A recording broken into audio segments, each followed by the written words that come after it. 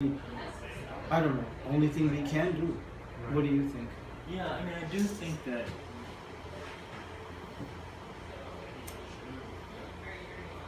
if it's not the only thing we can do, it's one of the few things we can do.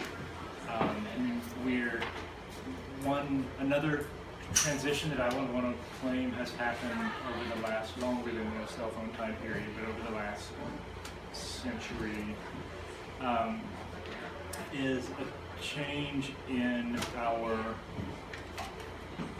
I don't know if this is an apt term or not, but I have made it up, our discursive compact. That before advertising became as pervasive as it now is, with the increasing presence of media and so on, it seems to me that our base level agreement was, we'll tell the truth.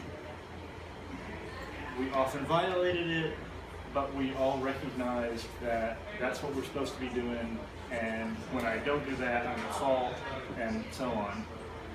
But it seems to me that our discursive compact in contemporary society is to lie to one another. The point is to lie better. And so our the point is to pull on the heartstrings of people for advertising. The point that. But there's something. But I want to suggest there's something even below that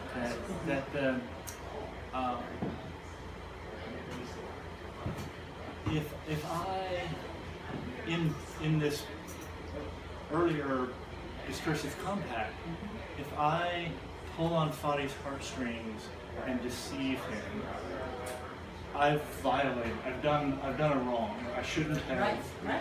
I shouldn't have done that. But we all know that Nike or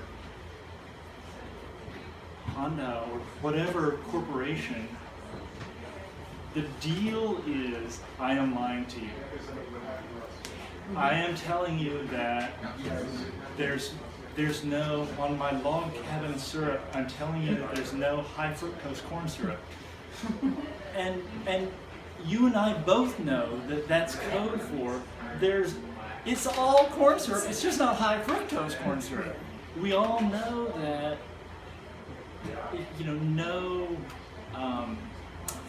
no sugar means it's all fat, right? So we all know that the whole point of human intercourse now is to lie to one another. The point is for me to get as much of what you have as I can.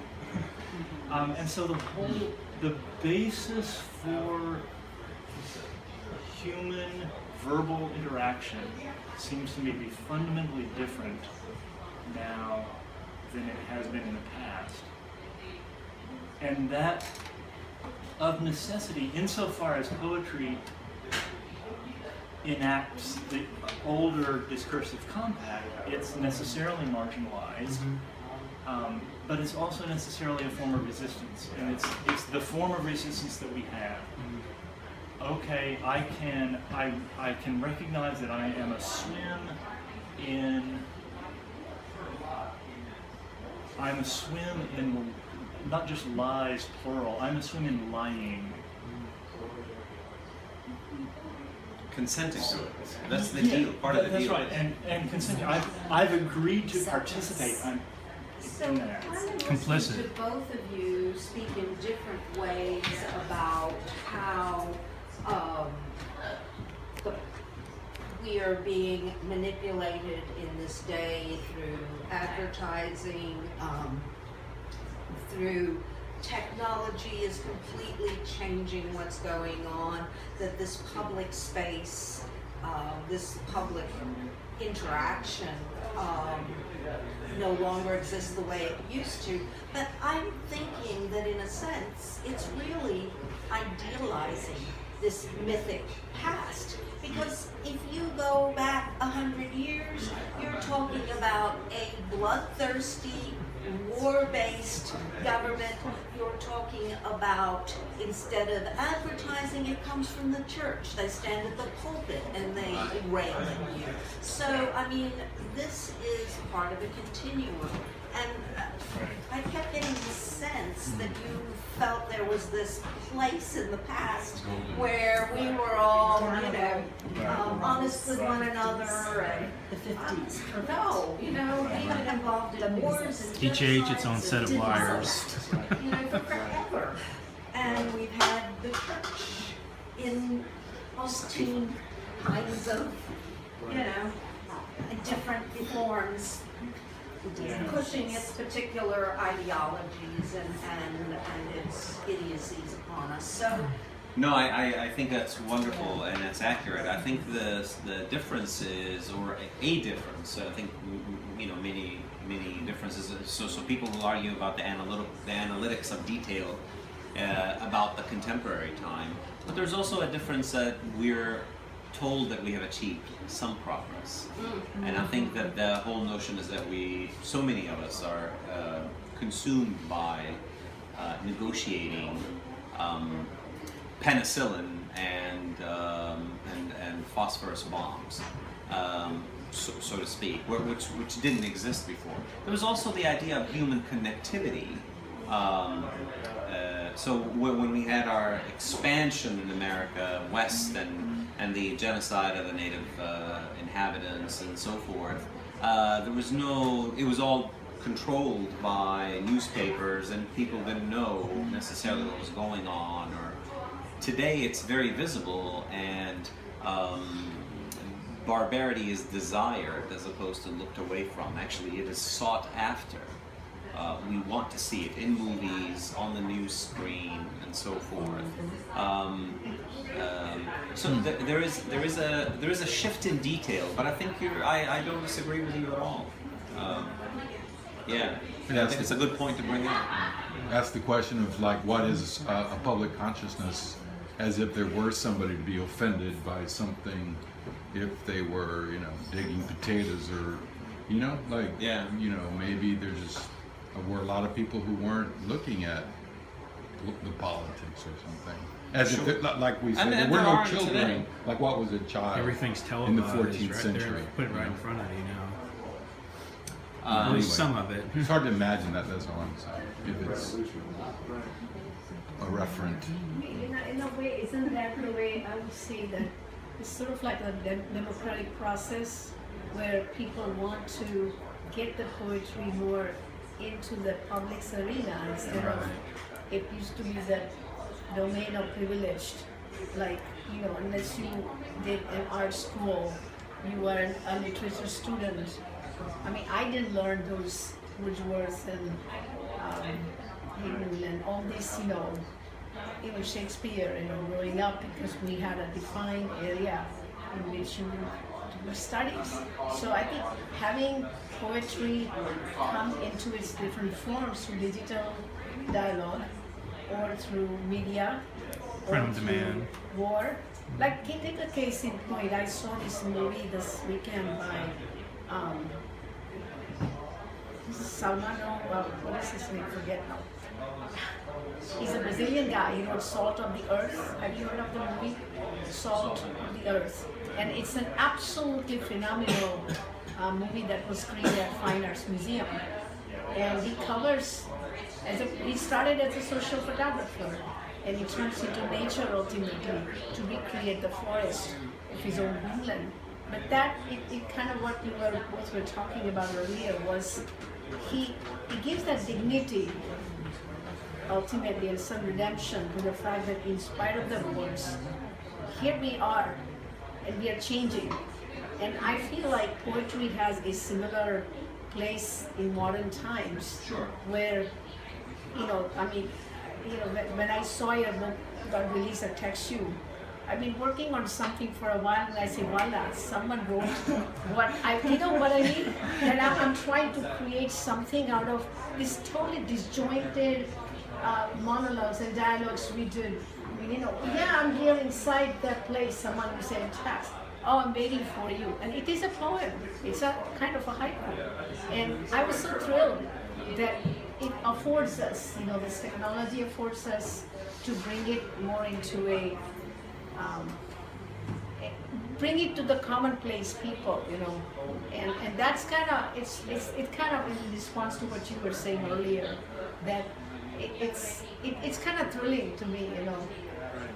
Can I get the difference between common space and his playground? I mean, do you have a way to like further that idea? I think Anise was talking about the playground of the mind, and you were bringing up the idea of a public space. Really.